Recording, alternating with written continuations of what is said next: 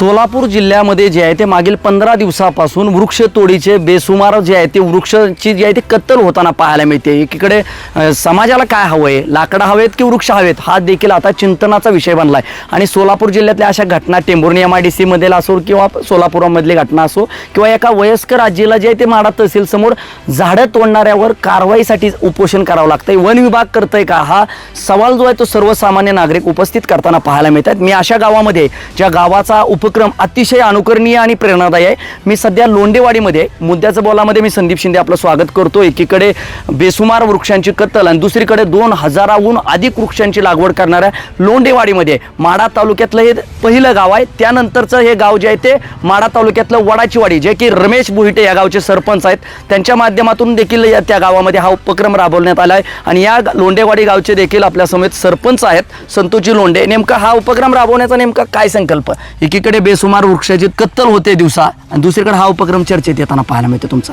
वृक्षतोड होऊ नयेच अशी वृक्ष लोकांना लागवडच झाली पाहिजे। कोरोनाच्या काळात जे ऑक्सिजनचे तुटवडा होत होता त्यातून एक संकल्पना आली की आपण झाड लावले पाहिजे, गावाने ठरवलं। ग्रामपंचायतीने गावातल्या तरुण लोकांनी ठरवून हे 5 एकरामध्ये झाड लावले सगळ्यांनी। बरं, हे 5 एकर नेमकं क्षेत्र कोणाचं होतं आणि कशा पद्धतीने अक्वायर झालं, तुम्ही काय त्यासाठी प्रक्रिया, किती दिवस आहे यासाठी? 2 वर्ष गेली प्रक्रिया पूर्ण करायची, सरकारचं होतं क्षेत्र सगळं, बरं सरकार म्हणून। पण आम्ही MRS म्हणून त्याची परमिशन काढली झाड लावताना। गावचा सरपंच म्हणलं की रस्ते करणं, गटारे करणं इथपर्यंत सरपंचाचं गाव म्हणजे काम समजलं जातं, मात्र त्या पुढे जाऊन ही करण्याची काय नेमकी जिद्द, काय नेमकी कुठून आली? सरपंचाला तेच काम न करता दुसरे कामं केली पाहिजे आणि इतर सुद्धा, त्याशिवाय काम होणार ना गावात। आपल्या समेत इतर गावकरी देखील आहेत, काय नेमकी संकल्पना काय होती? एकीकडे सरपंचांनी हे आवाहन केल्यानंतर गावकरी इतक्या तत्परतेने पुढे कशासाठी आले?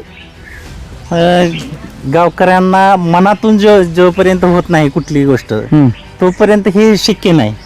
आणि साधू संतांनी सांगितले वृक्षवल्ले आम्हा सोयरे, म्हणजे जोपर्यंत झाडांना आपण सोयरे म्हणत नाही, पाहुणे म्हणत नाही, तोपर्यंत ही गोष्ट होणार नाही। आणि इथं आल्यानंतर झाडाच्या सहवासात आल्यानंतर माणूस सगळं म्हणजे जे मनात काय राग द्वेष असेल ते एकदम रिलॅक्स होतो। आता तुम्ही इथं आलात, अर्धा तास झालं, तुम्हाला अजून सुद्धा जायची इच्छा होत नाही, कारण इथं आल्यानंतर प्रत्येक झाडाचं फिलिंग वेगळं असतं आणि प्रत्येक झाड वेगळा संदेश देतं। नाही, झाड लावायची संकल्पना म्हणलं की शासकीय सोपस्कार पार पाडले जातात, वृक्ष लागवड करायचे, कुठं प्रोटेस्टेशन होतं, बातम्या होतात, पण ते संवर्धनाचं काय, संवर्धनाचा फंडा इथं काय राबवला जातोय? संवर्धनाचा फंडा झाड लावायचं म्हणलं की त्याला पहिल्यांदा जनावरांपासून सांभाळलं पाहिजे आणि दुसरी गोष्ट त्याला पाणी, ह्या गोष्टीवर गावकऱ्यांनी काम केलं। कारण पहिल्यांदा ह्याला कंपाऊंड घेतलं आणि नंतर ड्रीप केली, नंतर झाडं लावली। आणि जे शासनाच्या योजना ज्या असतात ते उलटे असतात। झाड आधी खड्डा घेऊन झाड लावतात, त्याचं पाण्याचं बी नियोजन नसतं आणि त्याचं संरक्षण बी नसतं। तसं ह्या पाठीमागच्या अनुभवातून आम्ही उलट केलं, पहिल्यांदा संरक्षण केलं, झाडं लावली आणि पाणी देऊन मग संवर्धन झालं। ह्याच्या पुढचं काय नेमकं, अजून काय ह्याचा टप्पा काय राहिलाय किंवा काय?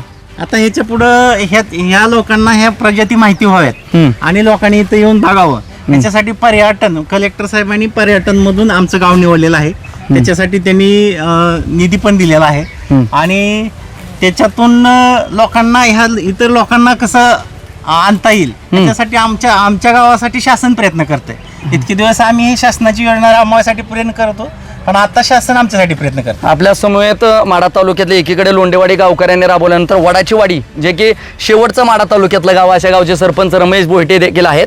तुमच्या गावात देखील असाच ऑक्सिजन पार्कची निर्मिती आपण केली, नेमकी काय संकल्पना होती? एक सरपंच गावचा म्हणून मर्यादित काम असलं जातं, तेवढं समजलं जातं, गटारे कुठं पाण्याची सोय एवढं हे असताना ही संकल्पना कुठून सुचली?